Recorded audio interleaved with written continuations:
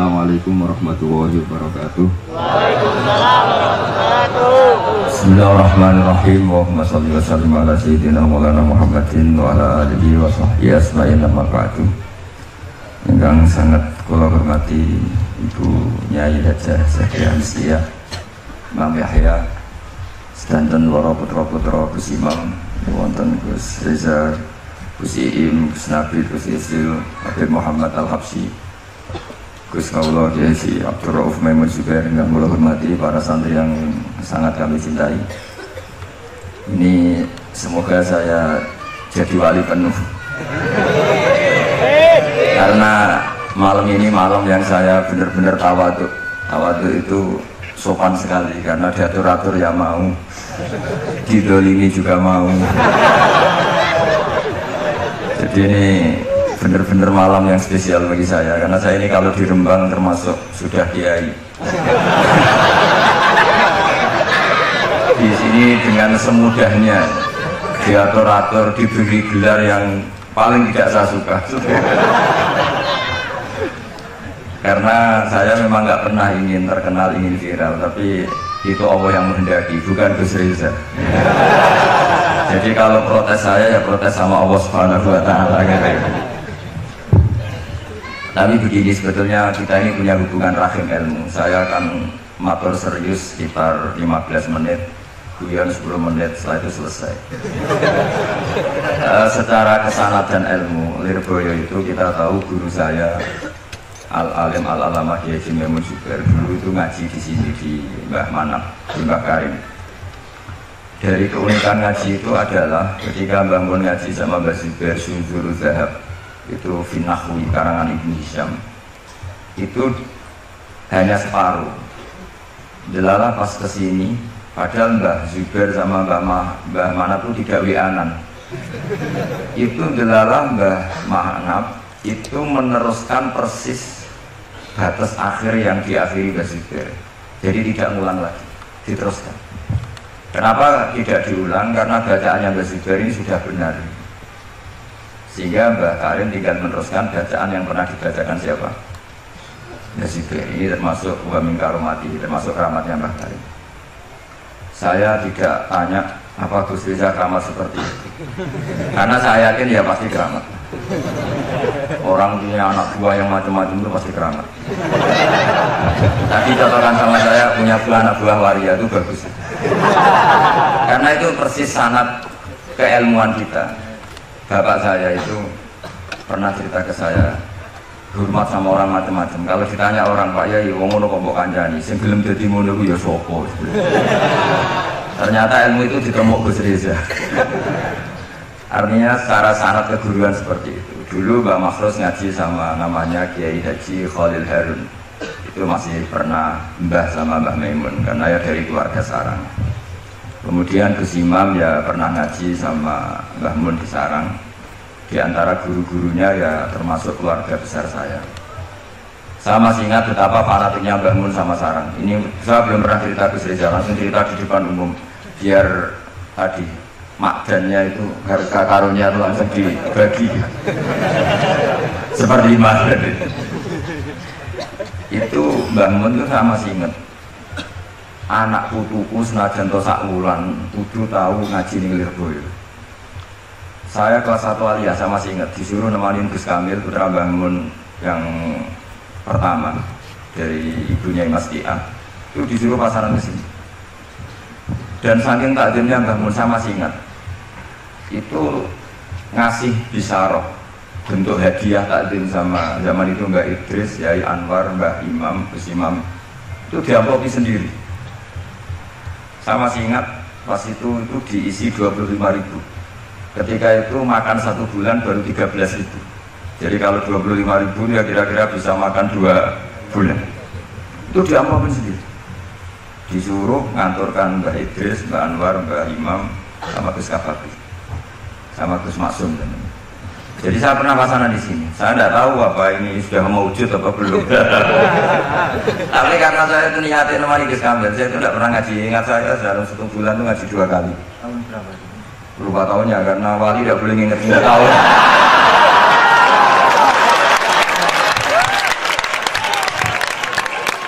pokoknya kelas 1 ya. Nah pas itu Gus Imam itu baca kalau nggak salah dunia, kalau habis subuh.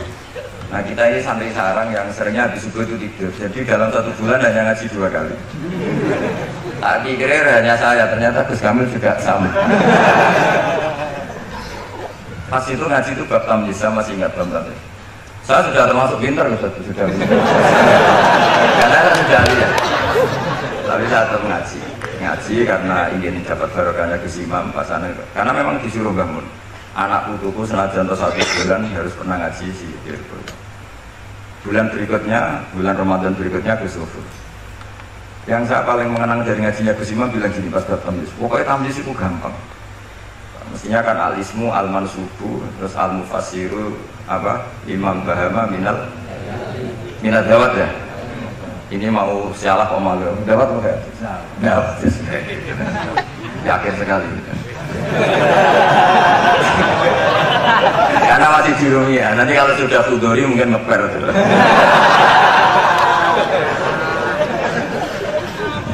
Kemarin cocokan asap sama saya, jatuhnya juga saya kalah lagi, disuruh manggil lek.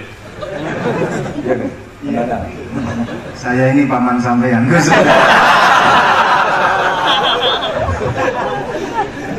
Bener-bener nasib ya, nasib.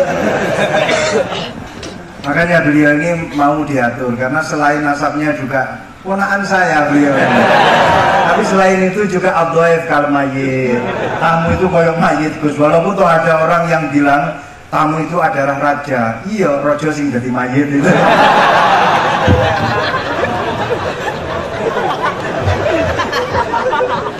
Oh ada Gus seperti ini.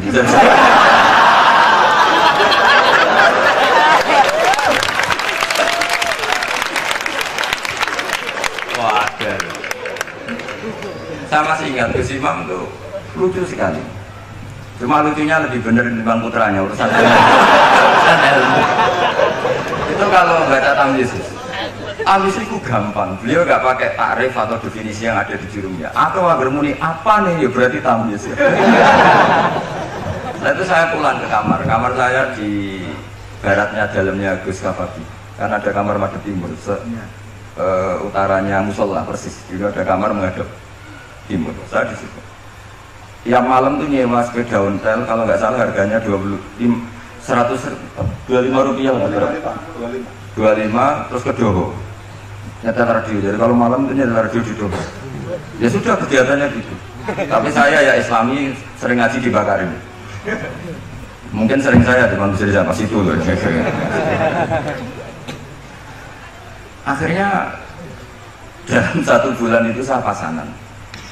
Pas tanggal 21 pulang karena Gus Kamil putranya Mbah Mun, semua kiai sini nyangoni Gus Kamil. Yang lucu dari itu begini, saya tanya, oh gak muni abah ya boten ya pasti tidak nawa. Hanya tadi beliau gak bilang untuk abah boten ya berarti semuanya jannah itu. Karena yang dari Mbah Mun ke kita itu jelas ini untuk ini, sehingga kita tidak berani pakai. Sama komandan terus. Tadi humus tadi apa seperti itu. Nah ini cerita ilmu, enggak tulus. Biar jenengan tahu bahwa sanad saya dengan Gus Reza ini zuriatam ba'duha min ba'd. Apalagi sekarang Gus Im ini tadi cerita-cerita ke saya dapat generasi keempat dari Kiai Mahfud. Jadi istrinya Gus Im binti Harir bin Muhammad bin Mahfud. Pak Mahfud itu tokoh yang sangat-sangat diidolakan oleh Mbah Maimun Zubair. Karena ketika ada Alfiyatus Sirahnya Imam Suyuti itu tidak ada yang bisa mensarai. Sampai datang seorang termas. Kalau beliau mungkin tidak bilang orang termas, mbahnya istri saya. Karena kalau termas beliau nggak keren, itu mbahnya istri saya. Jadi kalau nggak ngandalkan diri sendiri, ngandalkan istrinya. Nah, itu nggak masalah, seperti itu juga masalah. Allah itu baik. Keramat gandul karo bojone. Iya, keramat gandul karo bojone. Muga-muga keramatnya tetep aja sampai cuman gandul itu.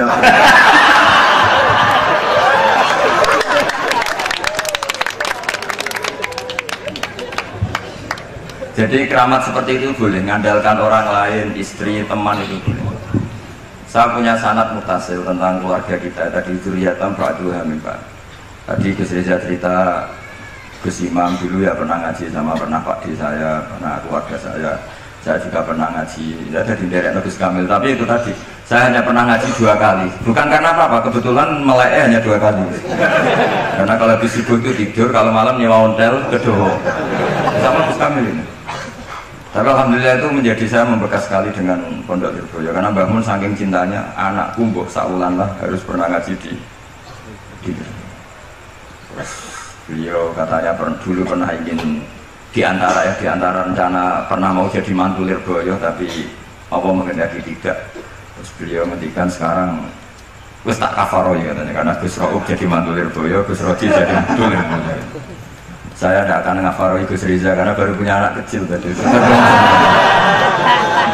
Jadi bingung nanti. Saya teruskan menyangkut sanad-sanad ilmu.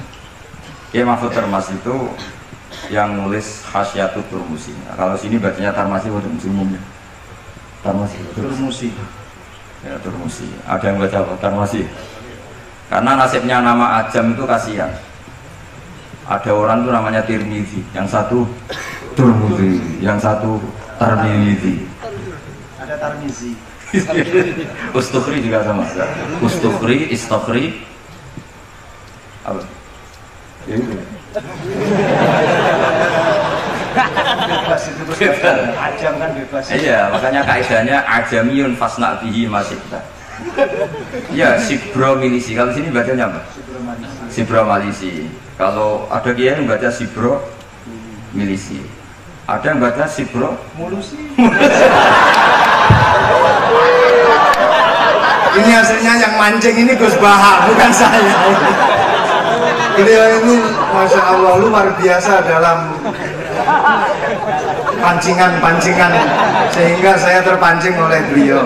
Jadi nasibnya kumpul dengan orang yang alim ini ya jadinya ya seperti ini. Ya, saya teruskan ini yang serius. Saya ini karena saya ini sudah tidak dapat cucu zuriyahnya Ki Makhrus, tapi saya dapat warisannya. Karena sebagian cerita-cerita keramatnya keluarga Lirboyo yang termasuk santri sering diceritani keramatnya Mbah Manap itu saya termasuk ya tentu banyak yang diceritakan keramatnya Mbah Makhrus. Masyhur itu Mbah Makhrus. Kadang isu sudah dipasukan. Sebenarnya saya mau minta ijazah sama Gus Rizal, potongannya kok tidak iso. Tapi nanti setelah ada saya siap Gus, bukan ijazah, lebih dari ijazah, ijabsah. Nanti kalau sudah ada indikasi bisa, saya pasti minta ijazah. Dan semenjak itu saya sudah tidak berani gojlok karena berarti guru saya. Tapi saya nanti nunggu istikharah dulu tadi. Apa bisa apa enggak ya. Nah kebetulan saya ini adalah turunan ke-8 dari orang yang bernama Soleh bin Asnawi Sepuh. Itu gurunya Mbah Soleh Darat. Mbah Mahfud dulu pernah ngaji Mbah Soleh Darat tafsir Jalalain 2 kali. Dulu Mbah Soleh Darat ngaji sama yang Mbah Soleh bin Asnawi Sepuh. Itu ngajinya juga tafsir Jalalain. Dan beliau cara ngaji itu detail sekali. Ini sekaligus apa ya? Saya bilang tamparan kalau tidak sopan. Ini peringatan keras bagi yang pernah cucu pernah cicit ya. Beliau kalau ngaji ditulis hadartu indahu tafsirul Jalalain marratan. Jadi sebagian ditulis kalau di Al-Mustafid 5 alam minal asanid khatamtu indahu tafsirul Jalalain marratan. Ditulis bitamami sempurna. Saya ngaji beliau 2 kali khatam sempurna. Jadi Lebih dari 2 kali itu. iya, terus gak jeblong-jeblong gitu. Kalau ini enggak moto sama itu untuk ijazah gitu. Dan beliau ketika ngaji Sayyid Abi Bakar Sato, beliau istinad fil fikih itu namanya sama Sayyid Abi Bakar Sato. Itu beliau ngendikan saya ngaji Bukhari bab ini sampai ini, yang enggak menangi ini, kemudian ini tak tambal sendiri. Ini mbah-mbahnya istrinya siapa ini? Gus Iim. Ini temannya adik saya satu kelas, tak tanya tadi, lebih beli mana nggak tahu Gus katanya. Ya, karena sekarang tawaduk ini lebih beling itu supaya dianggap wali karena tawaduk itu. Jadi gak jelas sekarang lagi. Makanya saya sering ngomong seenaknya itu karena gitu. Yang tawaduk pun tidak jaminan lebih sopan. Jadi tawadhu untuk diakui baik. Jadi repot. Ngeles ya. Selah. Mbak Mahfud itu ngaji lama sekali sama saya Abi Bakar Satu. Sampai beliau kecakapannya. Saya ini tahadus binikmat. Kalau baca Khasyatul Turmusi itu nggak tahu bedanya dengan I'anatul Thalibin. Saking persisnya ibaratnya Mbah Mahfud itu persis seperti malakah yang dipunyai Sayyid Abi Bakar Satu, yaitu Sahibul Yaman. Nah, Sayyid Abi Bakar Satu itu punya kakak kandung sekaligus gurunya karena barep sama rujuk, namanya Sayyid Umar Satu. Sayyid Umar Satu itu gurunya Mbah Ahmad bin Syu'aib, mbahnya Mbah Mun. Jadi dulu Mbah Ahmad itu ngaji sama Sayyid Umar Satu. Sayyid Umar Satu itu diantara khas pengajarannya adalah hanya mau ngajar kitab yang bisa dihafalkan, al-mutun, sehingga meskipun nazuman atau matan dihafalkan. Makanya terus ada muhafadzah di Indonesia karena sanad dari Sayyid Umar itu santri harus menghafalkan. Yang menjadi beda dan masalah itu era Gus Reza, hafalan itu untuk naik kelas. Dulu ndak, hafalan itu hafalan saja untuk jadi orang alim. Sekarang untuk naik kelas. Jika saya sering digojlok, saya ini masih hafal Jurumiyah, hafal Imriti, saya itu masih banyak hafalan. Itu sering digojlok sama teman-teman. Gus Bak dulu ngaji pasti gak setor. Buktinya apa? Hafalannya masih. Kalau kita jadi saya malah yang masih hafal malah dianggap satu kesalahan. Saya sampai sekarang masih hafal Alfiyah, Jurumiyah, tapi malah disalahin sama temen. Pasti dulu gak setor. Buktinya masih kan. Nah yang bener yang lupa-lupa itu karena sudah disetor, setorkan. Memang bahasa setor itu salah. Wong ilmu kok di setor. Ya hilang.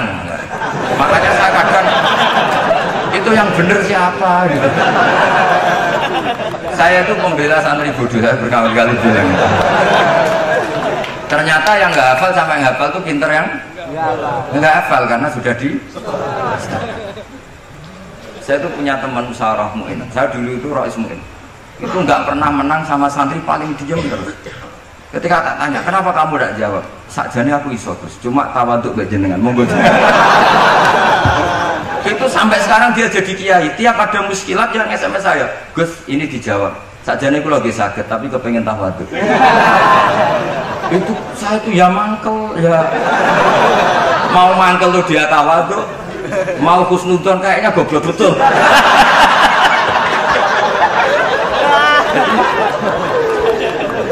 Saya nanti mau konsultasi sama Gus Iim, Gus Reza, cara menghadapi kiai kayak itu gimana.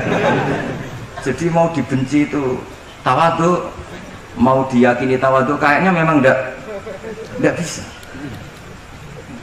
Terus saya teruskan tentang Mbah Mahfud. Jadi guru-guru kita ini zuriatan ba'duha min. Saya sampai sekarang ngaji di Pondok Damaran, itu pondoknya generasi ke-7-8. Itu juga bah-bahnya keluarga mana? Bedongan ya dari nyanyi itu dulu tuh luar biasa. Zaman itu sudah ngarang kitab. Jadi Mbak Raden Asnawi yang terkenal itu termasuk pendiri NU itu masih cicit dari Kiai Haji Asnawi Sepuh. Kiai Haji Asnawi Sepuh itu punya anak namanya Soleh, itu gurunya Mbah Soleh Darat. Jadi itu saya Mbah ke-7 kalau ke-8 dari beliau. Jadi semua saya Gus Reza, Gus-Gus di sini itu zuriatan ba'duha min. Nah ciri zuriyah sing mardiyah indawa yang diridani Allah itu adalah karakter ajdatnya, karakter leluhurnya itu terjaga. Makanya Nabi Yusuf mengatakan wattaba'tu millata abai Ibrahim wa Ishaq wa Yaqub. Maka nalana an nusyrika billahi min syai'. Saya ngikuti jejak leluhur-leluhur kami. Beliau menyebut mulai Ibrahim, Ishaq, Yaqub. Ciri utama leluhur itu adalah maka nalana an nusyrika billahi min syai'. Saya tidak akan melakukan syirik kepada Allah. Makanya ketika saya dulu belum hafal Quran itu bapak hanya ngendikan begini, hak, kowe kudu ngapal Quran, kowe nak rapal kepaten obor. Artinya misalnya mbah kita bisa baca Khasyatul Turmusi, anaknya bisa, cucunya bisa. Ini cicitnya mau tidak bisa itu malu karena bapaknya bisa. Sekali bapaknya tidak bisa, anaknya ini punya alasan, bapak aja tidak bisa. Ini bukan nyindir, perintah. Ya, saya ini bukan nyindir, tapi apa? Perintah. Jadi Kalau saya tidak hafal Quran, bapak saya itu hafal Quran, bapak saya, buyut saya itu hafal Quran. Itu sekali saya tidak hafal, maka anak saya punya alasan tidak hafal karena bapaknya tidak hafal. Untuk supaya anak ini tidak punya alasan, bapak ini harus jaga tradisi itu. Wattaqtu millah ta'ala. Jadi kalau Gus Riza bisa bahasa Arab, bisa bahasa Inggris, anaknya itu bisa belajar Mandarin. Karena sanad ini harus musalsal. Saya bayangkan orang itu tidak akan bakas Mbah Zubair andaikan Mbah Mun tidak salim itu. Pasti bisa saja Mbah Zubair itu nasya manusia, dilupakan. Andaikan Kiai Makhrus, Gus Imam, Kiai Makhrus tidak seperti ini, maka orang juga tidak bakas Mbah Karim. Sampai Mbah Karim dihormati sedemikian rupa karena zuriyahnya meneruskan tradisi beliau sampai seperti ini, yaitu mengkhidmati para santri. Sekali Gus Riza dagangan, apalagi dagangan sarung bila es, itu sudah masalah. Makanya alhamdulillah menjadi masalah, itu peringatan. Memang itu nggak wilayahnya. Jadi zuriyatam ba'duha mim. Sekali karakter ini hilang, maka akan hilang seterusnya. Saya punya pengalaman agak rohani, nanti bisa ditasih ke sini. Nanti setelah saya, beliau tak beri hak ngendikan karena paman tadi.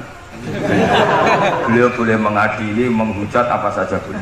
Setelah itu saya tidak balas. Sebagai latihan jadi wali itu harus wal kadhiminal ghaidha. Harus bisa mengendalikan apa?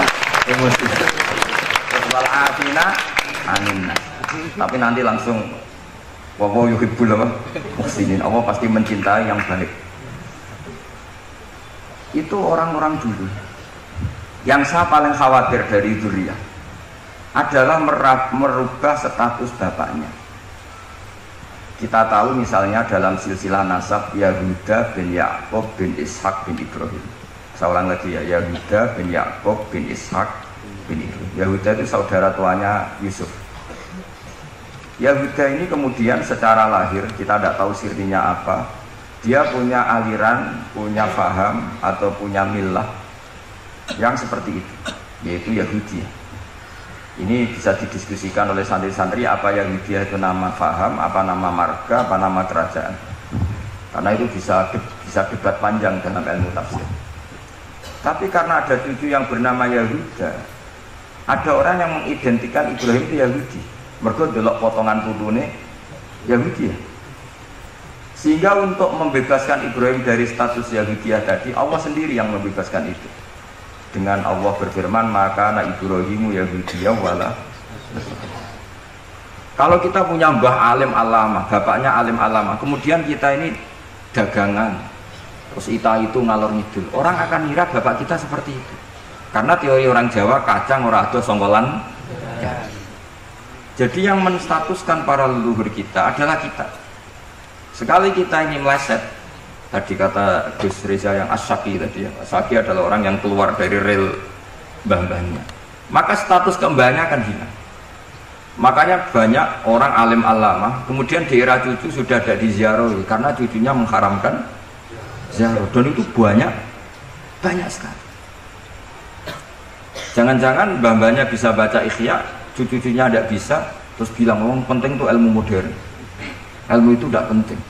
Akhirnya ya sudah, orang lupa lagi karena banyak sudah tidak dikholi, tidak dikenal. Itu yang paling bahaya dalam status dzurriyyah.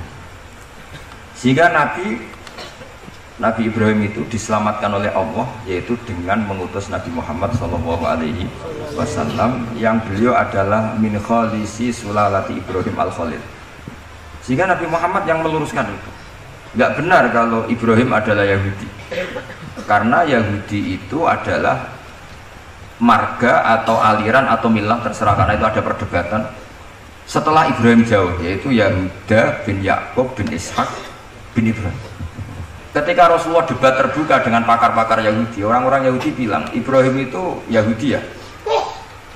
Terus Allah memberi firman kepada Rasulullah SAW, ha antum haula'i hajastum fi ma lakum bi ilm falimatu hajuna fi ma laysa lakum bi. Ini perdebatan sudah tidak fair, tidak objektif. Saya, kata Nabi Muhammad, berdebat secara ilmiah bahwa Ibrahim tidak mungkin Yahudi, pengikut Yahuda maksudnya. Tapi kamu berdebat secara sangat tidak ilmiah karena kamu mengatakan Ibrahim pengikut Yahudi. Yahudi dari Yahuda. Kenapa tidak ilmiah? Itu sama dengan mengatakan Mbah Manap itu pengagum Gus Reza.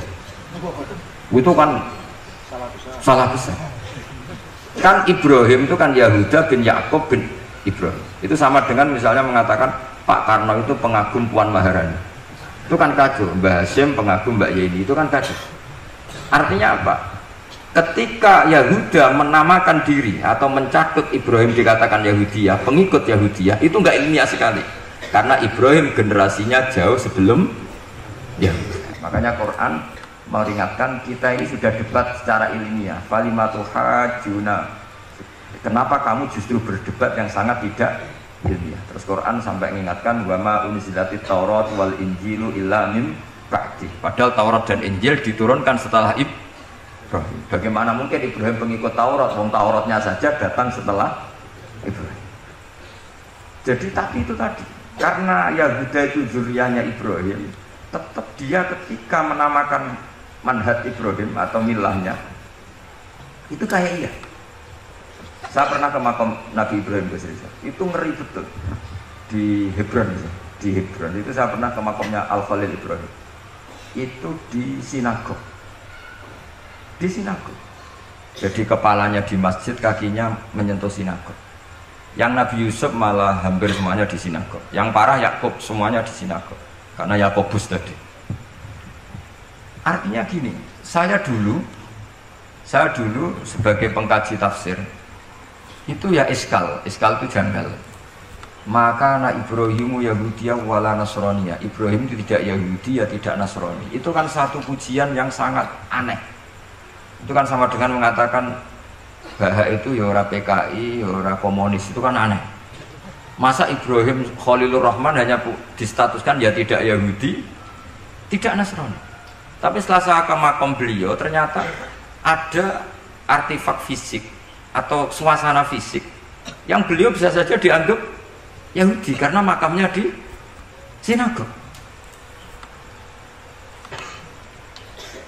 Sama, andai kan Mbah Karim tidak punya cucu-cucu kayak Gus Imam, kayak Gus Reza, terus makamnya nyuwun sewu gak kerumat, makamnya Mbah Zubair misalnya gak kerumat, orang akan mengatakan tuh makom awam sehingga tidak ingin menelak.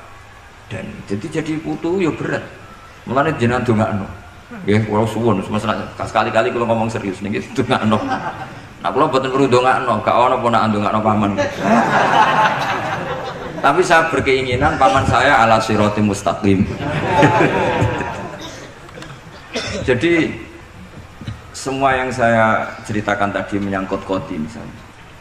Sanad jadi qadhi itu ya semuanya seperti yang diceritakan Gus Reza, hakimnya itu bingung. Karena memutuskan ini tanah milik siapa, harta karun. Dulu kamu kira Nabi Sulaiman itu serius, ya enggak, beliau itu rileks. Tapi kalau punya keputusan itu gitu, ada dua perempuan. Ya sebut saja dalam tafsir-tafsir misalnya Soghirah sama Gabiroh. Sama punya anak kecil, ya, karena masih keluarga anaknya itu mirip.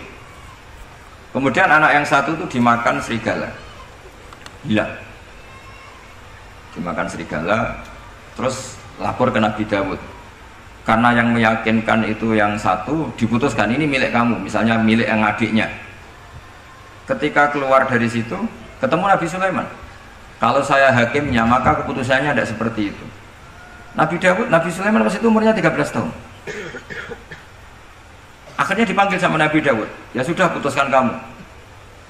Nabi Sulaiman ngambil pedang atau pisau, ya sudah tak bagi dua, nanti separuhan gitu. Jadi Nabi Sulaiman itu ya suka humor. Masa anak mau dibagi dua nanti separuh. Terus yang histeris nangis itu yang besar, yang mbaknya. Yang kecil tenang-tenang saja. Akhirnya sama Nabi Sulaiman diputuskan dikasihkan yang nangis histeris. Ditanya sama yang kecil, kenapa kamu putuskan milik mbak saya? Ora ono wong anak dipotong kok tenang-tenang wae.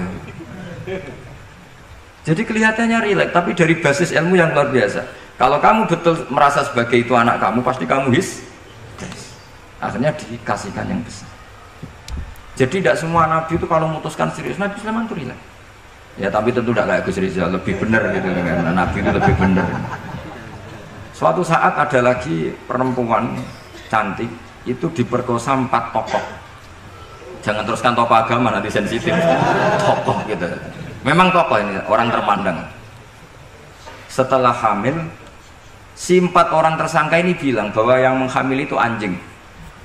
Karena zaman itu zaman yang mungkin diktatorial ya. Ya sudah diam gitu.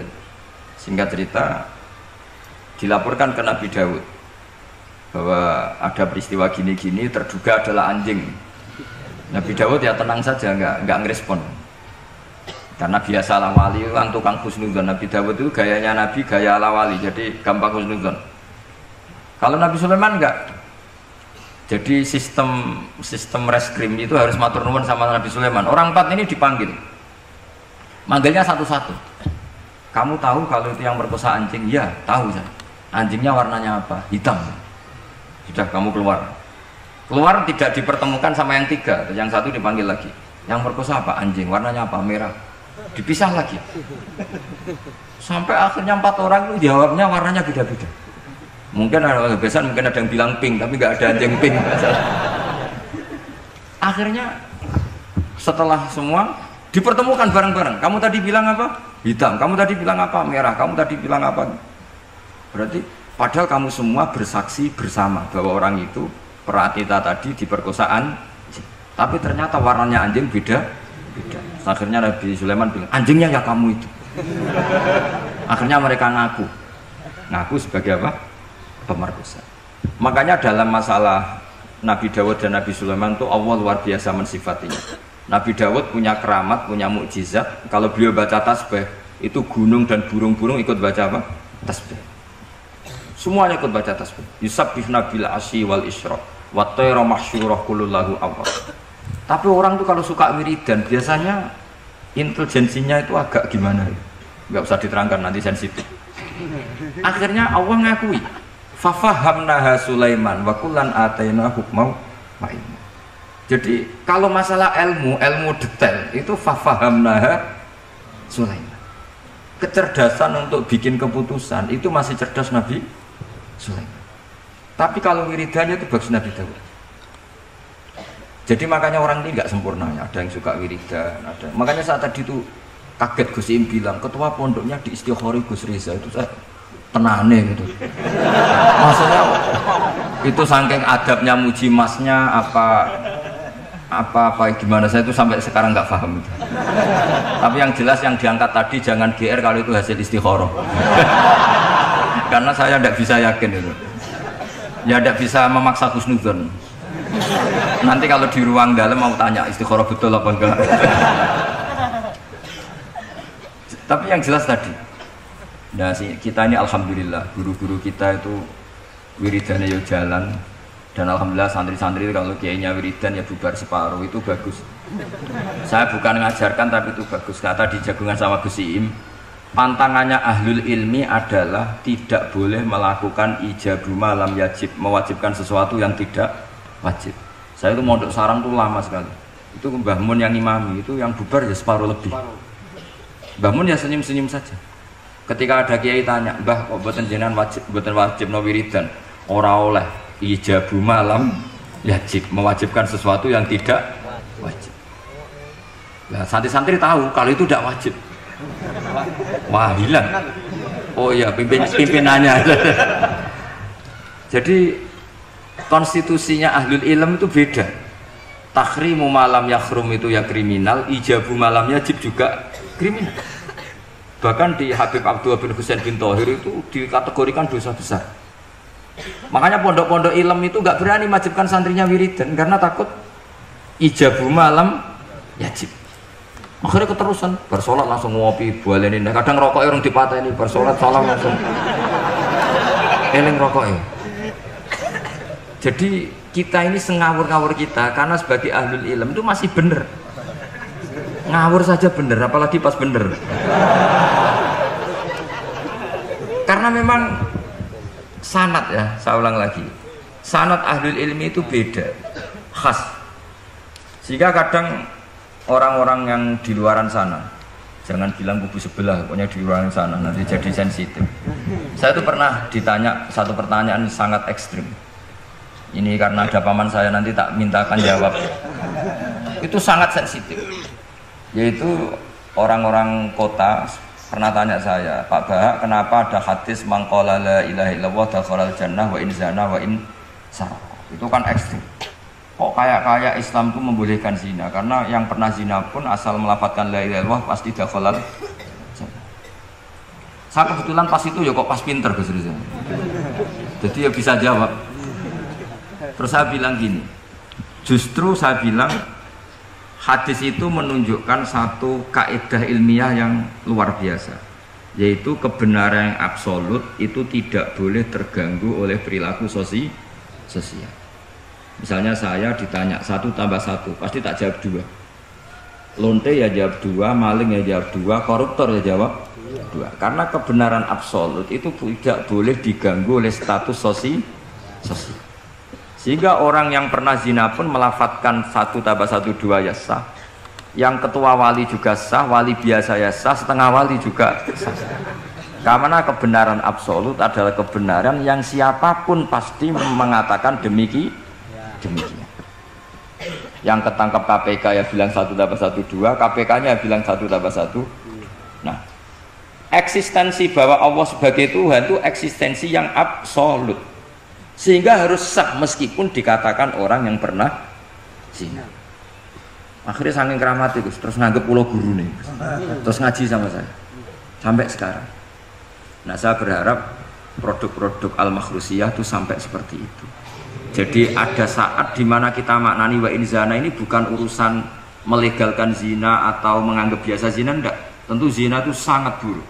Innahu kana fahisyah wa sa'a sabila, buruk sekali. Tapi ada konteks di mana absolutisme kebenaran itu tidak bersyarat apapun. Sehingga orang yang kafir puluhan tahun, mungkin ratusan tahun, ketika melafadzkan la ilaha illallah berarti sudah sah menjadi muslim. Karena kalimat ini adalah kalimat yang orang kafir dengan kalimat itu menjadi muslim. Sebab itu kita pasti menolak faham takfiri, faham yang mudah mengkafirkan orang lain, karena logikanya gampang. Wong kalimat ini yang kafir saja menjadi muslim, lagi sing tukang wiridan la ilaha illallah malah dianggap kafir. Aku tahu mikir, tahu orang kan kira-kira seperti itu. Ya sekali-kali so serius ben pamane bangga pun aneh alim.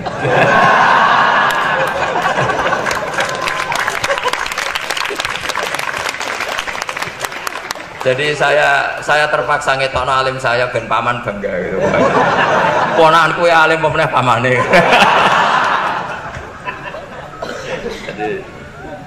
Jadi ini rileks ya. Jadi saya mohon sekali pemahaman hadis itu harus komprehensif, harus utuh.